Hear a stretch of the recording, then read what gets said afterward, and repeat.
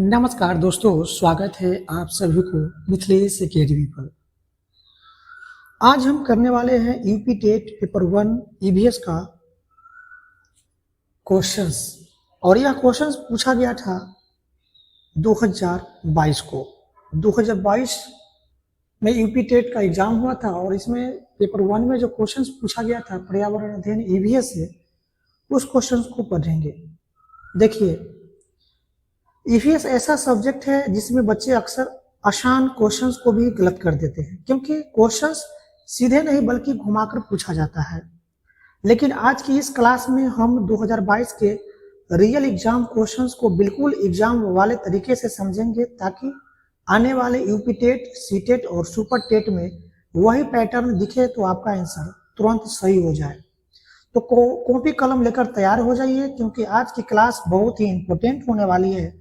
और हाँ, वीडियो को बीच में छोड़कर मत जाना, क्योंकि मैं ईवीएस का सबसे जरूरी एग्जाम ट्रिक भी बताऊंगा। तो चलिए शुरू करते हैं पहला क्वेश्चन से। पहला क्वेश्चन है आपके सामने, सर्वाधिक जैव विविधता पाई जाती है। पहला ऑप्शन है फूलों की घाटी में, दूसरा ऑप्शन है दोरांग घाटी में, तीसरा ऑप्शन है शांत घाटी में और चौथा ऑप्शन है सुरमा घाटी में।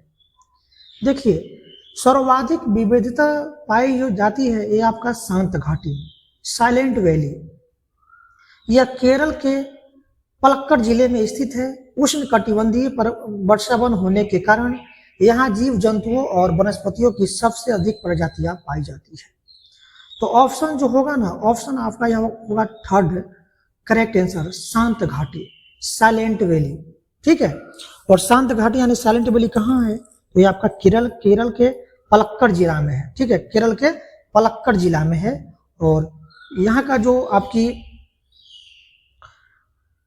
क्षेत्र है आपका उष्ण कटिबंधीय वर्षावन होने के कारण यहाँ का जो जीव जंतु होता है और वनस्पति जो होता है, यहाँ जीव जंतु और वनस्पति की सबसे ज्यादा प्रजाति आपका यही पाई जाती है, साइलेंट वैली, शांत घाटी में।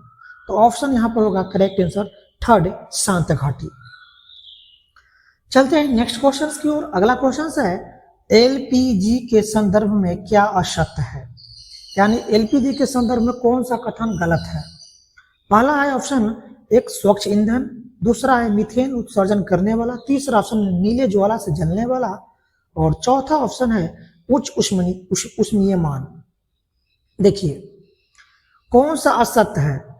तो यहाँ पर असत्य होगा यहाँ पर ऑप्शन 2, मीथेन उत्सर्जन करने वाला। मीथेन जो है ना, एलपीजी मुख्य रूप से प्रोपेन और ब्यूटेन का मिश्रण होता है, न कि मीथेन का। ठीक है, तो एलपीजी जो है यह किसका मिश्रण है? तो यह आपका प्रोपेन और ब्यूटेन का मिश्रण है। यह मीथेन का मिश्रण नहीं है और यह मीथेन का उत्सर्जन नहीं करता है। तो कौन सा सही नहीं है एलपीजी के बारे में? तो ऑप्शन 2 यहाँ पर करेक्ट आंसर होगा, मीथेन उत्सर्जन करने वाला। यानी एलपीजी जो है आपका मीथेन उत्सर्जन करने वाला नहीं होता है। एलपीजी जो है आपका ब्यूटेन और प्रोपेन का यह मिश्रण होता है। तो ऑप्शन यहाँ पर सेकंड करेक्ट आंसर होगा, मीथेन उत्सर्जन करने वाला। अगले क्वेश्चंस की ओर चलते हैं। अगला क्वेश्चन है, पारिस्थितिक तंत्र के घटक है। पहला ऑप्शन है पौधे तथा जंतु, दूसरा ऑप्शन है उत्पादक, उपभोक्ता और अपघटक, तीसरा ऑप्शन है उत्पादक व उपभोक्ता और चौथा ऑप्शन है जैविक तथा अजैविक। देखिए, पारिस्थितिक तंत्र के घटक जो है ये आपका जैविक तथा अजैविक पदार्थ है। किसी भी इकोसिस्टम में जीवित और निर्जीव दोनों घटकों की अंतःक्रिया होती है, आपका जैविक तथा अजैविक पदार्थ। तो ऑप्शन जो है ना आपका यहाँ पर फोर्थ करेक्ट आंसर हो जाएगा। पारिस्थितिक तंत्र के घटक क्या है आपका? तो आपका जैविक तथा अजैविक पदार्थ होता है। तो ऑप्शन यहाँ पर फोर्थ करेक्ट आंसर हो जाएगा। अगला क्वेश्चन है, मकर रेखा है 23.5 डिग्री 23 डिग्री दक्षिण, 23.5 डिग्री दक्षिण, 23.5 डिग्री उत्तर। तो देखिए, मकर रेखा जो है आपका 23.5 डिग्री दक्षिण गोलार्ध में स्थित है। इस अक्षांश रेखा को मकर रेखा कहते हैं। तो मकर रेखा जो है आपका 23.5 डिग्री दक्षिण गोलार्ध में स्थित है और इसी अक्षांश रेखा को मकर रेखा कहा जाता है। तो ऑप्शन यहाँ पर होगा करेक्ट आंसर 23.5 डिग्री दक्षिण। अगला क्वेश्चन है इकोसिस्टम शब्द का प्रयोग सर्वप्रथम किसने किया था? ऑप्शन है doctor R.D. Mishra, option 2 doctor Bitakar, option 3 doctor Udam और ऑप्शन 4 डॉक्टर A.G. टांसले। देखिए इकोसिस्टम शब्द का प्रयोग सबसे पहले करने वाला था, ये था आपका डॉक्टर A.G. टांसले। इन्होंने 1935 में सबसे पहले इकोसिस्टम यानी पारिस्थितिक तंत्र शब्द का प्रयोग किया था। तो ऑप्शन जो है ना आपका यहां पर हो जाएगा doctor A.G. Tansley, option 4 correct answer हो जाएगा। अगला क्वेश्चन है निम्नलिखित में से यानी निम्न में से कहां आर्सेनिक द्वारा जल प्रदूषण सर्वाधिक है? निम्न में से कहां आर्सेनिक द्वारा जल प्रदूषण सर्वाधिक है, यानी सबसे ज्यादा आर्सेनिक द्वारा जल प्रदूषण कहां पर है? पहला ऑप्शन है उत्तर प्रदेश में, दूसरा ऑप्शन है पश्चिम बंगाल में, तीसरा ऑप्शन है बिहार में और चौथा ऑप्शन है मध्य प्रदेश में। इसका सही उत्तर होगा पश्चिम बंगाल। पश्चिम बंगाल में भारत में गंगा के मैदानी इलाकों विशेषकर जो आपका पश्चिम बंगाल में भूजल है, तो पश्चिम बंगाल में भूजल में जो आर्सेनिक की जो मात्रा है सबसे अधिक पाई जाती है, जो सेहत के लिए बहुत ही हानिकारक होती है। तो ऑप्शन यहाँ पर सेकंड होगा पश्चिम बंगाल में सबसे ज्यादा आर्सेनिक द्वारा जल प्रदूषण कहाँ है? तो यह आपका है पश्चिम बंगाल में। तो ऑप्शन यहाँ पर सेकंड आंसर होगा पश्चिम बंगाल। अगला क्वेश्चन है भारत में पश्चिमी घाट के दक्कन शुष्क है क्योंकि? देखिए भारत में पश्चिम घाट के दक्कन शुष्क है, इसका कारण है रेन शेडो प्रभाव। इसका कारण क्या है? रेन शेडो प्रभाव। रेन शेडो प्रभाव पश्चिमी घाट की पहाड़ियां समुद्र से आने वाली मानसूनी हवा को रोक देती है, जिससे क्या होता है कि पश्चिमी ढलान पर तो खूब बारिश होती है, लेकिन दूसरी तरफ का इलाका यानी दक्कन जो है सूखा रह जाता है। तो भारत में पश्चिमी घाट के दक्कन शुष्क होने का कारण क्या है? रेन शेडो का प्रभाव होना। तो ऑप्शन है यहाँ पर आपका थर्ड करेक्ट आंसर हो जाएगा रेन शेडो प्रभाव। अगला क्वेश्चन है वन्य जीव सुरक्षा अधिनियम पारित किया गया था। तो देखिए वन्य जीव सुरक्षा अधिनियम यह पारित किया गया था आपका 1972 में। भारत सरकार ने वन्य जीवों के अवैध शिकार और व्यापार को रोकने के लिए 1972 में वन्य जीव सुरक्षा अधिनियम पारित किया था। तो ऑप्शन यहाँ पर थर्ड करेक्ट आंसर हो जाएगा 1972। अगला क्वेश्चन है वायुमंडल की ऊपरी सीमा पर प्रति इकाई क्षेत्र में प्राप्त होने वाली सौर विकिरण कहलाती है। पहला ऑप्शन है सूर्यताप, दूसरा ऑप्शन है उष्मा बजट, तीसरा ऑप्शन है सौर स्थिरांक और चौथा ऑप्शन है सौर ऊर्जा। देखिए वायुमंडल की ऊपरी सीमा पर प्रति इकाई क्षेत्र में प्राप्त होने वाली सौर विकिरण जो है ये आपका सौर स्थिरांक कहलाता है। या पृथ्वी के वायुमंडल की बाहरी सीमा पर प्राप्त होने वाली सूर्य की ऊर्जा की क्या है? दर को दर्शाता है। ठीक है, यानी पृथ्वी के वायुमंडल की बाहरी सीमा पर प्राप्त होने वाली सूर्य की ऊर्जा की दर को यह दर्शाता है कौन? आपका सौर स्थिरांक। तो क्या कहलाएगा? यह सौर स्थिरांक कहलाता है। ठीक है, तो ऑप्शन जो है ना आपका यहाँ पर थर्ड करेक्ट ऑप्शन हो जाएगा सौर स्थिरांक। अगला क्वेश्चन है किस देश के संविधान से मौलिक कर्तव्य लिया गया है? किस देश के संविधान से मौलिक कर्तव्य लिया गया है? तो देखिए मौलिक कर्तव्य जो है आपका किस देश के संविधान से लिया गया है? तो यह लिया गया है आपका यूएसएसआर। ठीक है, यानी पूर्व सोवियत संघ के संविधान से आपका मौलिक कर्तव्य लिया गया है। यानी भारतीय संविधान के 42वें संशोधन 1976 के जरिए जो है ना इसे जोड़ा गया है मौलिक कर्तव्य को। तो ये किस देश के संविधान से लिया गया है?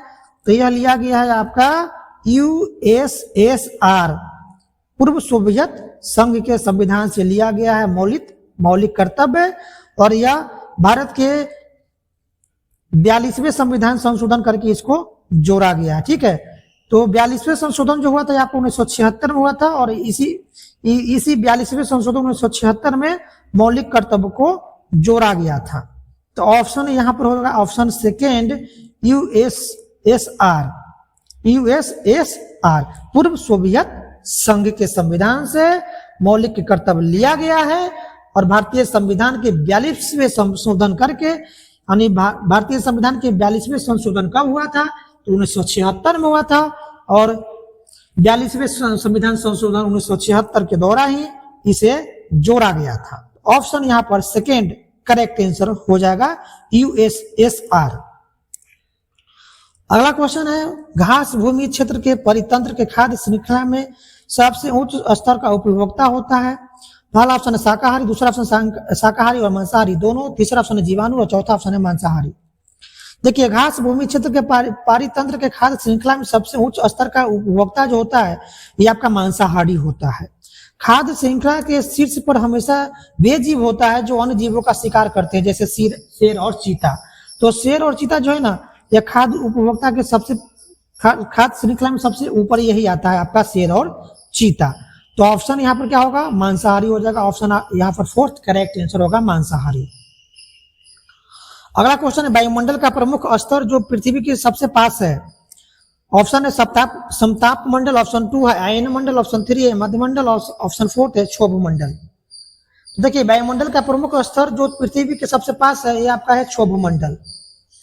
क्षोभ मंडल जो है आपका मौसम संबंधित सभी घटनाएं इसी परत में होती है और यह धरातल से सबसे करीब होता है। ठीक है, मौसम संबंधित सभी घटनाएं यह किसमें होता है? आपका क्षोभ मंडल में होती है और यह धरातल से सबसे नजदीक है, सबसे करीब है। तो ऑप्शन यहाँ पर क्या होगा? ऑप्शन आपका होगा फोर्थ क्षोभ मंडल। यानी पृथ्वी के सबसे पास कौन सा मंडल है? तो आपका यही क्षोभ मंडल है। ठीक है, और इसमें मौसम संबंधित सभी घटनाएं इसमें क्या है? प्राप्त होती है। तो ऑप्शन यहाँ पर फोर्थ करेक्ट आंसर होगा क्षोभ मंडल।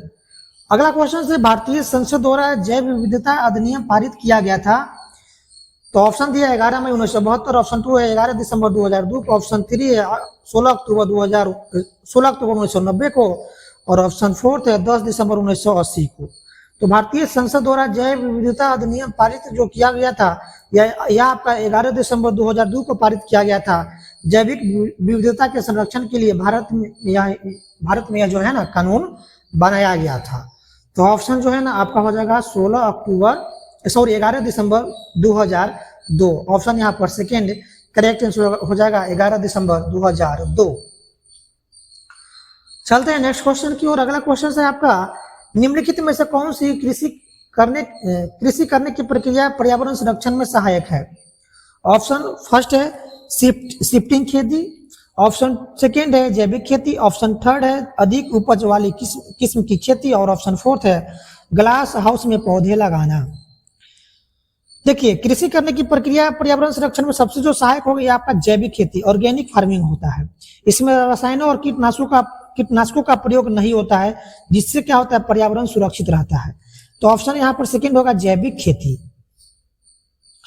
अगला क्वेश्चन है, अम्लीय वर्षा संबंधित है हाइड्रोक्लोरिक एसिड से, बोरिक एसिड से, एसिटिक एसिड से, सल्फ्यूरिक एसिड से।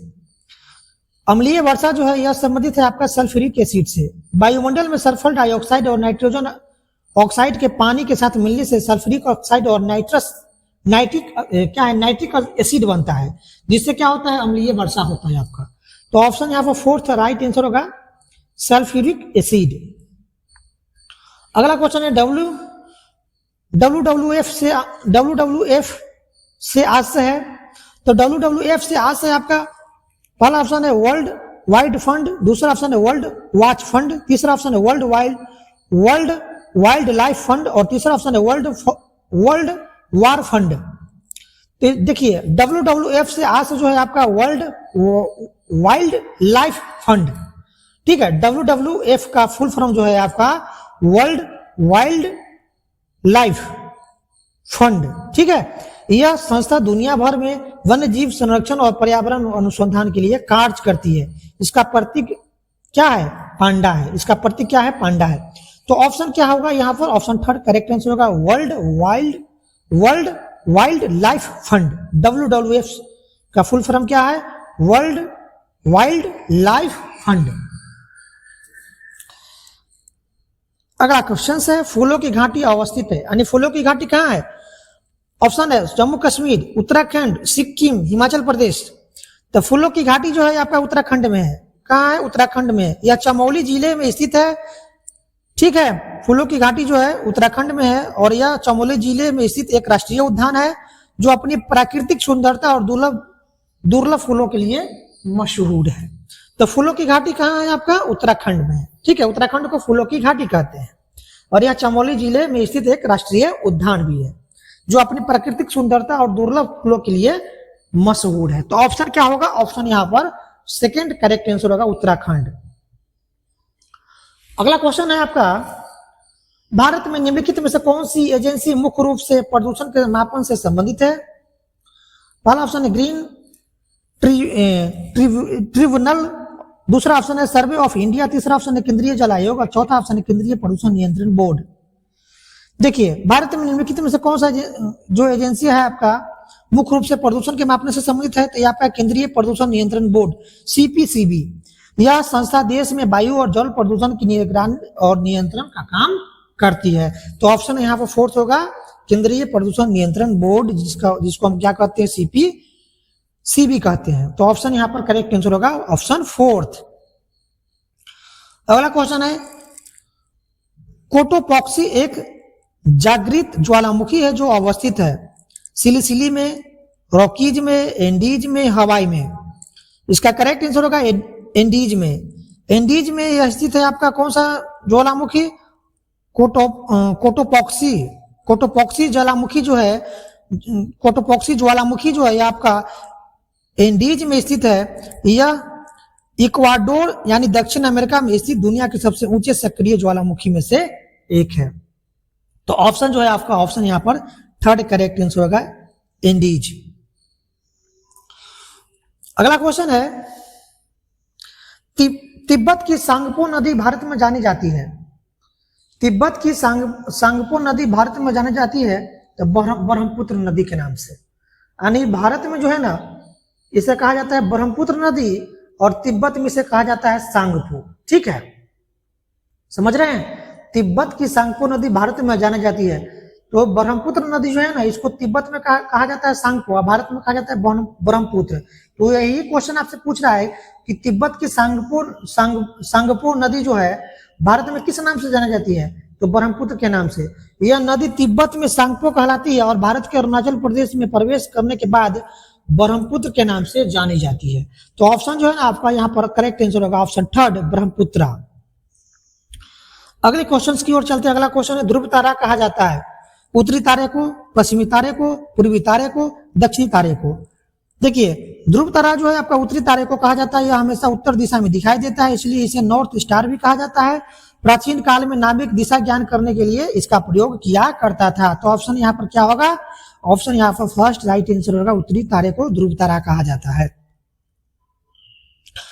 क्वेश्चन है, भारत में प्रोजेक्ट टाइगर प्रारंभ किया गया था 1972, 1985, 1981, 1973। इसका करेक्ट आंसर होगा 1973। 1973 इसमें बाघों की घटती संख्या को रोकने के लिए और उसके संरक्षण के लिए 1 अप्रैल 1973 को जिम कॉर्बेट नेशनल पार्क से इसकी शुरुआत हुई थी। तो भारत में प्रोजेक्ट टाइगर का प्रारंभ कब हुआ था? आपका 1973 में। ऑप्शन आपका यहाँ पर फोर्थ करेक्ट आंसर होगा 1973। अगला क्वेश्चन है, कान्हा राष्ट्रीय उद्यान भारत के किस राज्य में स्थित है? पश्चिम बंगाल, गुजरात, तमिलनाडु, मध्य प्रदेश। देखिए, कान्हा राष्ट्रीय उद्यान भारत के जो है ना आपका मध्य प्रदेश राज्य में स्थित है और यह बाघों के संरक्षण और बारहसिंगा के लिए प्रसिद्ध है। तो ऑप्शन यहाँ जो होगा आपको ऑप्शन यहाँ पर आपका फोर्थ करेक्ट आंसर हो जाएगा। कान्हा राष्ट्रीय उद्यान कहाँ है? आपका मध्य प्रदेश में है और यह बाघों और बारहसिंगा के लिए प्रसिद्ध है। तो ऑप्शन यहाँ पर फोर्थ करेक्ट आंसर होगा। कान्हा राष्ट्रीय उद्यान कहाँ है? मध्य प्रदेश में। क्वेश्चन है, अगला क्वेश्चन है, लखनऊ समझौता 1916 किन दो के मध्य हुआ था? ऑप्शन है कांग्रेस और मुस्लिम लीग के मध्य, ऑप्शन 2 है नरम दल और गरम दल के मध्य, ऑप्शन 3 है ब्रिटिश और भारतीयों के मध्य और ऑप्शन 4 है हिंदू और मुस्लिम के मध्य। देखिए, लखनऊ समझौता 1916 जो हुआ था, ये आपका कांग्रेस और मुस्लिम लीग के मध्य हुआ था, यानी कांग्रेस और मुस्लिम लीग के बीच में हुआ था। इसे लखनऊ पैकेट भी कहा जाता है, जहां दोनों संगठनों ने मिलकर स्वराज की मांग रखी थी। तो ऑप्शन यहाँ पर क्या होगा? ऑप्शन यहाँ पर फर्स्ट करेक्ट आंसर होगा, कांग्रेस और मुस्लिम लीग के मध्य। अगला क्वेश्चन है, जंगली गधों का अभ्यारण्य कहाँ है? राजस्थान में, बिहार में, मध्य प्रदेश में, गुजरात में। ये गुजरात में है। जंगली गधों का अभ्यारण्य जो है कहाँ है आपका? ये गुजरात में है। यह गुजरात के कच्छ के रण में स्थित है, जो भारतीय जंगली गधों का एकमात्र निवास स्थान है। तो ऑप्शन यहाँ पर क्या होगा? ऑप्शन यहाँ पर फोर्थ करेक्ट आंसर होगा गुजरात। अगला क्वेश्चन, कार्बन डेटिंग संदर्भित करता है चट्टानों की शक्ति मापन से इनमें से सभी।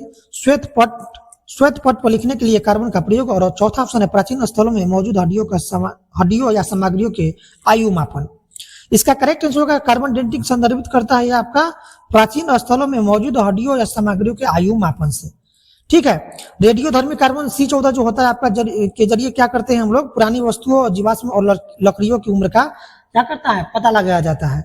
तो ऑप्शन यहाँ पर क्या होगा? ऑप्शन यहाँ पर फोर्थ करेक्ट आंसर होगा, प्राचीन स्थलों में मौजूद हड्डियों और सामग्रियों के आयु मापन। अगला क्वेश्चन है, संविधान सभा ने कब राष्ट्रीय गान को अपनाया था?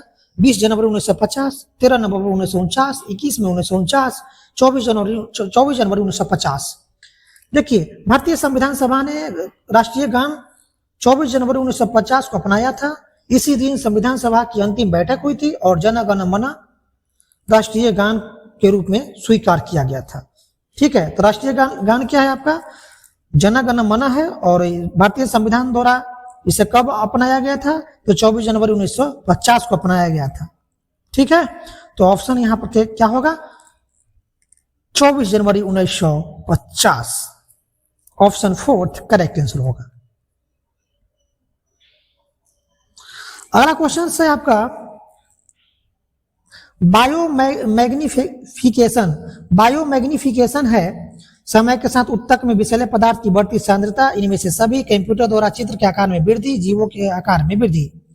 देखिए, बायोमैग्निफिकेशन जो है ये आपका समय के साथ ऊतक में विषैले पदार्थ की बढ़ती सांद्रता है। जब प्रदूषक जैसे पारा या DDT खाद्य श्रृंखला के जरिए एक जीव से दूसरे जीव में जाता है तो उनकी मात्रा शरीर में बढ़ती जाती है। इसे ही बायोमैग्निफिकेशन कहते हैं। तो ऑप्शन जो है ना आपका फर्स्ट करेक्ट आंसर हो जाएगा। अगला क्वेश्चन है, निम्नलिखित में से कौन जैव मंडल का अजैविक घटक नहीं है? तो जैव मंडल का अजैविक घटक कौन नहीं है? ऑप्शन में दिया प्रोटीन, फास्फोरस, कवक, मृदा। तो देखिए, कवक जो है ना आपका जैव मंडल का अजैविक घटक नहीं है।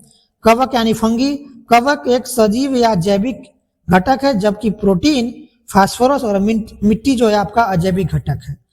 तो कौन जैविक आपका अजैविक घटक नहीं है? तो आपका कवक। ऑप्शन आपका थर्ड करेक्ट आंसर होगा कवक।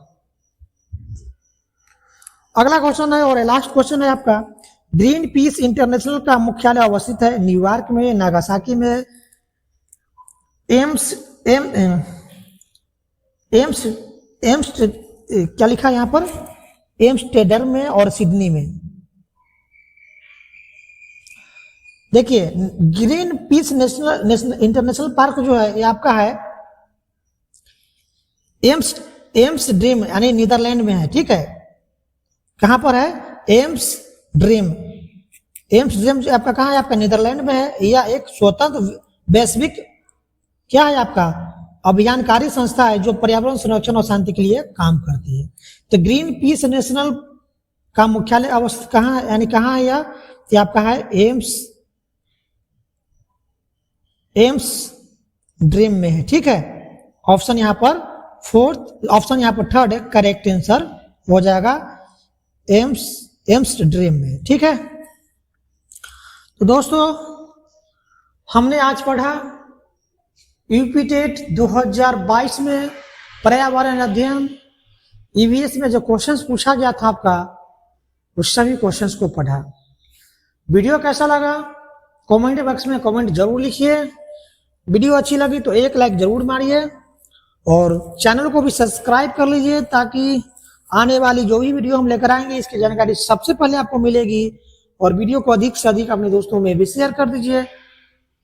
फिर मिलते हैं नेक्स्ट वीडियो में प्रीवियस ईयर क्वेश्चंस के साथ। वीडियो देखने के लिए आपका बहुत बहुत धन्यवाद।